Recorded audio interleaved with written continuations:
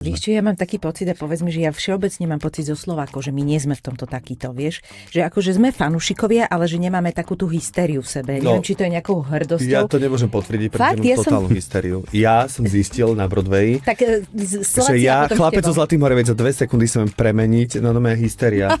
Doteraz si pamätám, že kamaráti sa boli sme na Broadway a teraz bol som na divadelnej hre, kde hrala Patti Lupone, čo je vlastne veľká broadwayská hviezda, a hrala v činohre s Miou Farrow, čo je vlastne prvá žena Woodyho Allena, slávna herečka, ktorá začínala ešte v Shakespeare Company, proste Mia Farrow.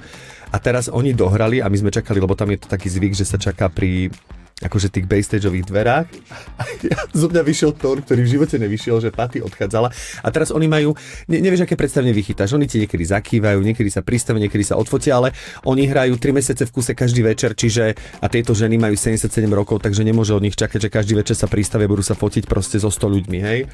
Ale Patti Lupone tu milujem celoživotne, takže keď ona vyšla z dverí, tak ja zrazu som sa predral do prvého radu a že Patti! Opäť zo mňa vyšiel taký hrdelný, hrozný hlas, taký, že Patti! Som začal na ňu kričať a moji kamaráti sa otočili, zdrhli za roh.